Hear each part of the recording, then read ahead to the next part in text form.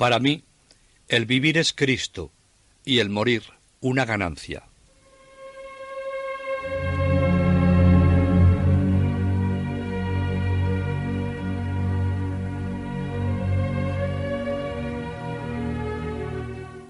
Pablo se encuentra en Nicópolis. Allí llega Tito para pasar el invierno con él. Luego fue enviado a Iliria. Pablo se sentía atraído por Roma y al poco tiempo se encuentra ya en esta ciudad. Ya no correrá más caminos. Ha sido hecho prisionero. No se sabe dónde y cuándo fue hecho prisionero. Algunos piensan que en Nicópolis, otros que en casa de Carpo, en Tróade. Allí se han quedado su manto, sus códices y sus pergaminos. Tan rigurosa debió ser la actitud de la policía imperial que no le dieron tiempo para recoger sus cosas. Otros piensan que Pablo fue a Roma por su propia iniciativa en la primavera del 67 y allí trabajó todavía algún tiempo en restablecer la comunidad hasta que fue apresado. Lo que sí es cierto es que en la primavera del año 67 se encuentra en Roma cargado de cadenas y hundido en un calabozo. Nada tiene que ver esta prisión con la primera con cierto tinte de gloria, coronada de éxitos y compensada por la compañía de los discípulos. Esta segunda prisión muestra una situación mucho peor que la primera. Según la tradición, fue llevado a la cárcel mamertina. Ha de llevar cadenas como un delincuente. A Pablo, anciano y cansado, le falta todo. El prisionero estaba completamente abandonado. Sus antiguos amigos no se atrevían a manifestarse públicamente, o bien ignoraban su paradero. Se queja principalmente de los asiáticos. «Sabes que me volvieron la espalda todos los que hay en la provincia de Asia. Entre ellos están Figelo y Hermógenes». Algunos de los más íntimos, como Tito y Lucas, que habían ido con él a la ciudad eterna, estaban ocupados en diversas misiones. El fiel Lucas no tardará en volver. Pero quien está con él es Onesíforo, que ya en Éfeso le había prestado grandes servicios. Al conocer que Pablo estaba preso, llega a Roma, y después de buscarle en todas las listas de presos, por fin logró hallarle. ¿Qué conversaciones tendrían los tres amigos en la cárcel? Seguramente que Lucas no sólo las conservó en su memoria, sino también en su diario. Pablo, siempre agradecido, en la segunda carta a Timoteo tiene unas palabras de agradecimiento para Onesíforo. «El Señor tenga misericordia de la familia de Onesíforo, porque me alivió muchas veces y no se avergonzó de mis cadenas, sino que, en cuanto se presentó en Roma, me buscó insistentemente hasta encontrarme. El Señor le conceda encontrar misericordia de parte del Señor en aquel día. ¿Y cuántos servicios me prestó en Éfeso? Tú lo sabes mejor». Era en este momento cuando su alma sensible necesitaba con más urgencia el apoyo de un amigo. De parte de sus jueces ya no podía esperar la simpatía de la primera prisión. Entre su primera y segunda cautividad estaba el incendio de Roma, la matanza de los cristianos y el decreto de Nerón. La vista del proceso de Pablo debía celebrarse ante el tribunal del emperador. Como Nerón por estas fechas recorría Grecia como comediante, fue representado por el prefecto Tigelino y Helio el liberto. La primera actuación judicial se efectuó en una de las grandes basílicas, espaciosos edificios destinados para tribunales que estaban en el foro. Probablemente Pablo había sido acusado de ser cómplice o encubridor en el crimen de los cristianos romanos, el incendio de Roma. Pablo se dio cuenta de la gran hostilidad que había contra él desde esta primera comparecencia. Todo en la basílica parecía conjurarse contra él. La ausencia de los suyos, la severidad de los magistrados, la ausencia de abogados y sin testigo alguno de descargo. Nadie salió a defenderle contra los acusadores. En la segunda carta a Timoteo hace alusión a esta situación cuando dice: «En mi primera defensa nadie estuvo a mi lado, sino que todos me abandonaron. Dios no se lo tenga en cuenta». Este fiel apóstol seguía las huellas de su maestro, que también se encontró solo ante los tribunales que le juzgaron. A pesar de esta soledad y de la aversión que todos manifestaban contra él, no se acobardó. Viendo la ansiedad con la que sus enemigos seguían el desarrollo de la causa, quiso aprovechar una vez más la ocasión para predicar el nombre de Cristo. Aquellos paganos, orgullosos y corrompidos, tuvieron que oír el anuncio del reino inmutable, ante el cual palidecían las glorias de los reyes de este mundo. Seguro que predicó a Cristo con tal habilidad que su discurso impresionó vivamente, y por entonces no fue condenado. Ante tanta soledad y abandono, Pablo siente la ayuda del Señor, y así le cuenta a Timoteo cómo terminó esta primera vista.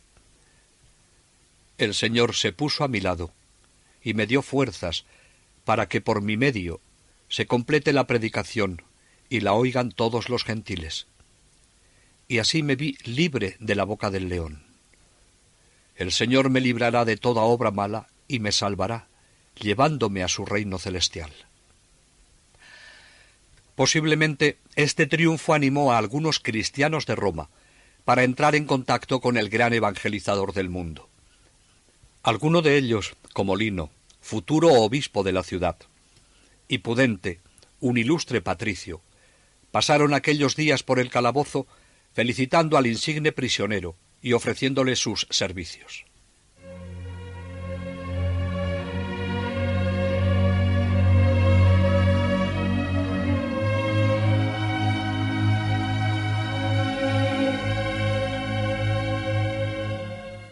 A pesar del relativo triunfo obtenido en la primera comparecencia, Pablo no se hace ilusiones. Aunque guardaba alguna secreta esperanza de vivir, la espada del suplicio brillaba sin cesar delante de sus ojos. Y en aquella hora suprema quería que Timoteo estuviese junto a él. Quiere verle antes de morir, pero teme que sea demasiado tarde. Y recogiendo las últimas fuerzas, escribe la segunda carta a Timoteo, que será la última.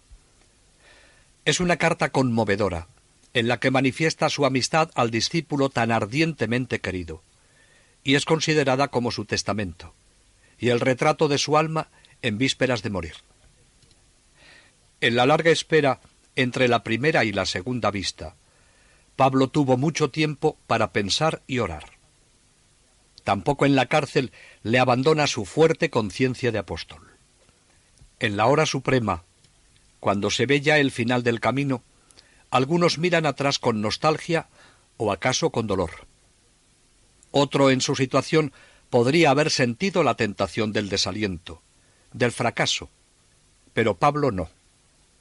Ve en toda su vida la sola disposición de Dios, y de su corazón brota una plena acción de gracias.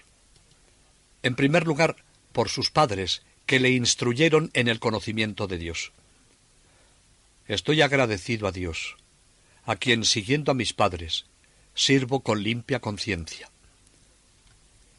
Y al punto surge otra imagen, la figura juvenil de su gran discípulo y amigo Timoteo, tal como le había visto por primera vez cuando era un muchacho tímido.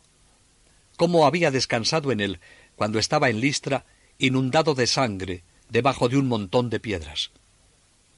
La impetuosidad antigua de Pablo se ha apagado. Recuerdos inolvidables vienen a su memoria y surge ante sus ojos la conversión milagrosa, las primeras misiones, el instante en que conoció a su hijo muy amado. Piensa con ternura en la madre y abuela de Timoteo. ¡Qué tesoro tan grande una familia religiosa! Hay familias que son un beneficio para el pueblo por sus notables sentimientos fomentados a través de generaciones.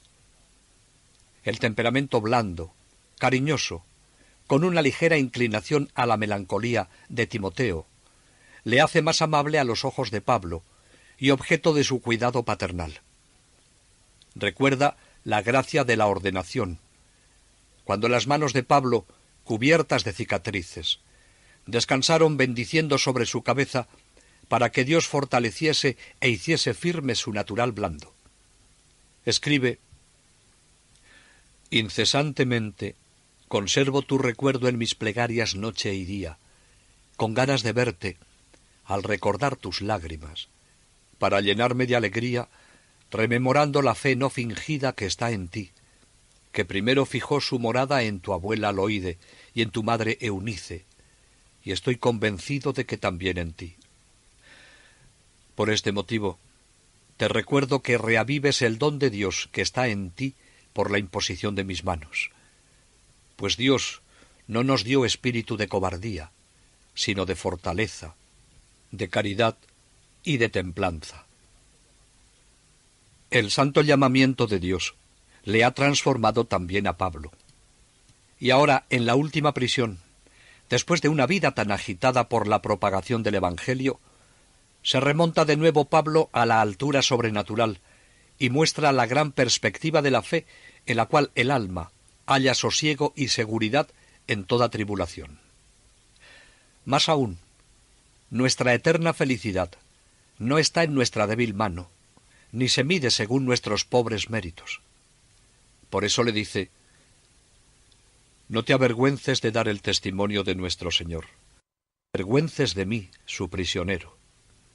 Al contrario, comparte mis padecimientos por el Evangelio, contando con la fuerza de Dios, el que nos salvó y llamó con vocación santa, no según nuestras obras, sino según su propio designio, y la gracia que nos fue concedida en Jesucristo desde toda la eternidad, y manifestada ahora por la aparición de nuestro Señor Jesucristo, aniquilador de la muerte e iluminador de la vida inmortal, gracias al Evangelio, para cuya promulgación yo fui constituido pregonero, apóstol y maestro.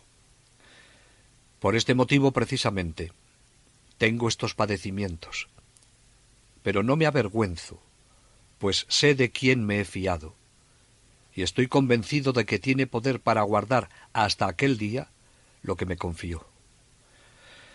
En la fe y caridad que hay en Jesucristo, ten como prototipo de doctrina sana lo que me oíste. Guarda el precioso tesoro que se te ha confiado, mediante el Espíritu Santo que habita en nosotros». Pablo tiene una conciencia clara de que es Dios quien nos elige. Él ha elegido a cada uno de nosotros, y esta elección permanece en su corazón hasta que nos llama a la existencia y a la luz de la fe. Pablo le dice a Timoteo que por este acto eterno es su apóstol y él su discípulo. Ahora, cuando siente que su fin está próximo, le pide que tome la bandera de Cristo en la mano, la conserve bien y se la dé más adelante a hombres de confianza. Así que tú, hijo mío, fortalécete con la gracia que está en Cristo Jesús, y lo que me oíste ante muchos testigos, confíalo a hombres fieles, tales que sean capaces de enseñar también a otros. Comparte mis padecimientos como buen soldado de Jesucristo. Nadie que siente plaza en el ejército se enreda en los cuidados de la vida para poder agradar a quien lo reclutó. Le dice que sea un valiente soldado de Cristo, un luchador según las reglas de Cristo, un diligente labrador lleno de fidelidad a la tierra que le nutre. El firme fundamento de la fe contra los errores gnósticos es el dogma de las dos naturalezas en Cristo, su verdadera humanidad como descendiente de David y su divinidad en virtud de la cual ha resucitado. Por esta doctrina quiere Pablo padecer y morir como un delincuente y participar de los padecimientos de Cristo.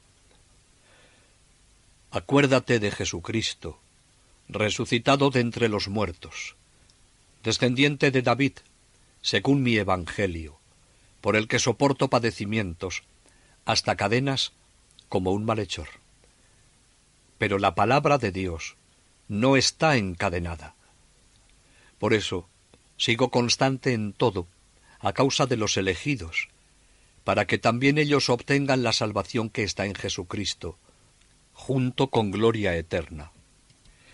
Digna de crédito es esta afirmación, que si empezamos a morir con Él, también viviremos con Él. Si somos constantes, también reinaremos con Él. Si lo negamos, también Él nos negará. Si somos desleales, Él permanece fiel, pues no puede retractarse. Lo místico es siempre para Pablo más real que lo visible. La fidelidad es su rasgo más característico y más profundo. Le recuerda el fervor de los primeros días y los triunfos de los comienzos de su carrera, la enseñanza, la fe, la paciencia, la constancia, el amor y las persecuciones a granel, de las que había salido libre, ileso por la gracia del Señor. La Iglesia es una gran casa. Allí también hay hijos mal aconsejados. Timoteo ha sido siempre fiel. Tú, en cambio, seguiste mi doctrina, mi manera de actuar, mis proyectos, mi fe, paciencia, caridad, constancia, mis persecuciones, mis padecimientos, como los que tuve en Antioquía, en Iconio, en Listra, como las persecuciones que soporté. Pero de todas me libró el Señor. Y es que todos los que quieren vivir religiosamente en Jesucristo serán perseguidos. Por su parte, los hombres malos y embaucadores irán de mal en peor, extraviando y extraviados. Tú sigue el camino que aprendiste y aceptaste convencido, sabiendo de quiénes lo aprendiste, y que desde pequeñito conoces la Sagrada Escritura, que tiene poder de hacerte sabio para tu salvación, por la fe que tienes en Jesucristo. Todo escrito inspirado por Dios es también útil para enseñar, para corregir, para enderezar, para educar en la justicia, a fin de que el hombre de Dios esté perfectamente formado, bien provisto para toda clase de obras buenas. Para Dios ha llegado el momento de llevarlo consigo, y Pablo siente sobre su rostro la caricia de la brisa lejana que le empuja hacia la eternidad. Antes quiere dar los últimos consejos a su discípulo. Te conjuro, en la presencia de Dios y de Jesucristo, que ha de juzgar a vivos y muertos por la manifestación de su reino, predica la palabra, insiste oportuna e importunamente, corrige, reprende, exhorta con toda paciencia y doctrina. Pues vendrá un momento en el que no soportarán la doctrina sana. Al contrario, a la medida de sus deseos se agenciarán un montón de maestros por el hormigueo de oír cosas, de manera que no sólo cerrarán el oído a la verdad, sino que se volverán a los mitos. Pero tú, mantente sereno en todo, soporta padecimientos, haz obra de evangelizador, cumple tu ministerio. Ante la proximidad de su fin, Pablo no teme en afirmar: yo estoy vertiéndome como en libación, y el momento de mi partida ha llegado. He combatido el noble combate. He llegado al fin de la carrera. He guardado la fe. Ya me está reservada la corona de la justicia que el Señor, el juez justo, me dará en pago aquel día, y no sólo a mí, sino también a todos los que con amor han estado deseando su manifestación. Es admirable la serenidad de este fiel atleta, de este prodigioso luchador en el momento de terminar su tarea. No manifiesta cansancio, ni vacila, ni se estremece. No hay la menor sombra en su ser, el menor temblor en su palabra. más fuerte que nunca en sus convicciones, se va porque ha llegado a la meta. En sus frases vibra una paz que parece el reflejo de otro mundo mejor. Los mártires se prepararán con ellas al último combate. El espíritu de Pablo les dará fortaleza en su martirio. Pues a pesar de toda su aflicción y sufrimiento, de saber inminente el momento de su partida, su espíritu está incansablemente activo. Echa de menos sus escrituras, sus rollos de pergaminos y manuscritos. Quiere, antes de morir, ordenarlos y quizá entregarlos a Lucas para que continúe retocándolos. Pero su mirada está dirigida a su fin celestial. Pablo pide a Timoteo que venga cuanto antes y que traiga consigo a Marcos. En él ve y abraza a su amigo de la juventud, Bernabé. En la húmeda y lóbrega mazmorra subterránea, Pablo, enfermo y anciano, debía helarse de frío. Por eso pide que le traigan cuando vengan su vieja capa que había dejado en Tróade. Tal vez el proceso se prolongue, y piensa lo que será el invierno en aquella prisión húmeda, tenebrosa, con las manos doloridas por la opresión de los hierros, con los pies encerrados en el cepo, con el cuerpo acribillado por los insectos. No sabemos si Timoteo encontraría a su maestro con vida. Probablemente no. Pablo no va a necesitar ya su viejo manto.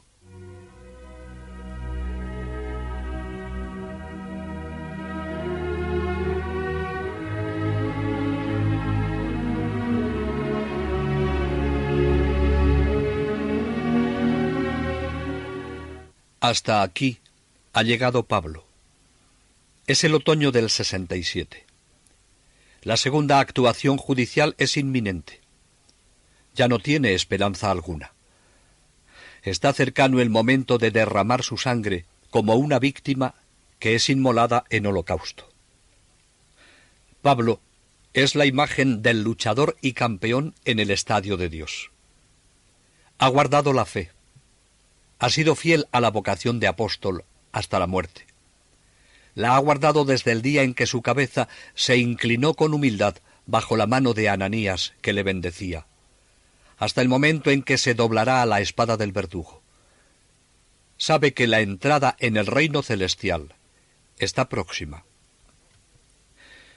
Pablo no fue ejecutado como Pedro, sin formación de causa, sencillamente como enemigo del bien público, sino que fue condenado como ciudadano romano en un procedimiento judicial regular a la honrosa muerte por la espada. Esto se deduce de la carta del obispo romano Clemente a los Corintios, escrita 30 años más tarde. En el escrito se nota un conocimiento cercano a los sucesos, y es como un resumen de la vida de Pablo. Así habla de él el obispo romano Clemente. 7 veces entre cadenas, desterrado, apedreado, heraldo en oriente y occidente, cosechó la magnífica gloria de su fe, predicó la justicia a todo el mundo, penetró hasta los confines de occidente y dio testimonio ante los potentados. Así partió del mundo y llegó al lugar santo, sublime modelo de paciencia. El segundo interrogatorio terminó con la sentencia de muerte. Enfrente se encontraban el mejor y el peor hombre de aquel tiempo. El uno encadenado, el otro en el trono. Para Pablo, la muerte no le era ajena. Frecuentemente se encontró con ella en diversos momentos de su vida.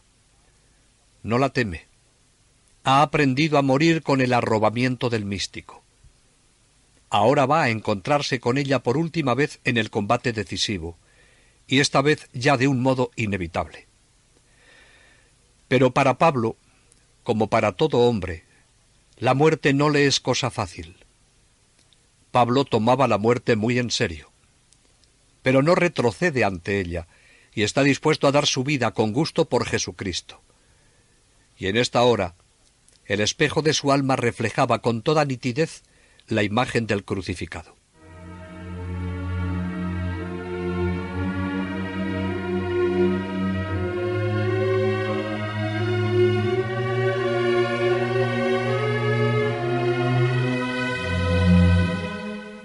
Un día le sacaron definitivamente de la prisión. Un pelotón de soldados le rodeaba. Entre las miradas curiosas y maliciosas de los transeúntes, entre las palabras irónicas de los legionarios, se oía de vez en cuando el sollozo de algún discípulo. A pesar de su estado físico, que manifestaba bien lo que había sido esta segunda prisión en Roma, y de sus vestidos harapientos, una claridad ultraterrena le envolvía. Una leyenda nos dice que al llegar a la puerta de Ostia, una mujer aristocrática, la ciega Petronila, en paralelismo con la Verónica, salió al camino sollozando y diciendo: «Pablo, hombre de Dios, acuérdate de mí en la presencia del Señor Jesús». El apóstol la reconoció, pues se había sentado entre sus oyentes junto a los esclavos. La piadosa mujer le ofreció su velo para que se vendara con él los ojos. La escolta siguió la vía ostiense y se detuvo en un valle desierto y silencioso que por sus fuentes había recibido el nombre de aguas salubres. Allí Pablo rezó mirando hacia el oriente y tendió su cuello a la espada. Se apagó para siempre aquella voz incomparable. Enmudeció aquella boca, que no habló palabra alguna que no estuviese ungida por Cristo. Y descansó aquel eterno viajero, que mereció más que nadie ser llamado ciudadano de todo el mundo. Los fieles de Roma recogieron piadosamente su cuerpo y lo sepultaron a 2 millas del lugar del suplicio, en la hacienda de la matrona romana Lucina, allí donde se eleva la actual basílica de San Pablo extramuros, en ambiente puramente gentil.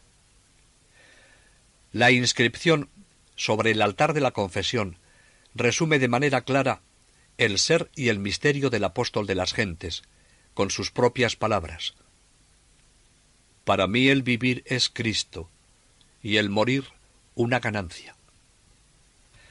Ni las duras desgracias, ni las tristes experiencias, ni los muchos sufrimientos lograron detener a este enamorado de Jesucristo, que estuvo siempre dispuesto a dar su vida, y cuya meta era Cristo, y Cristo crucificado.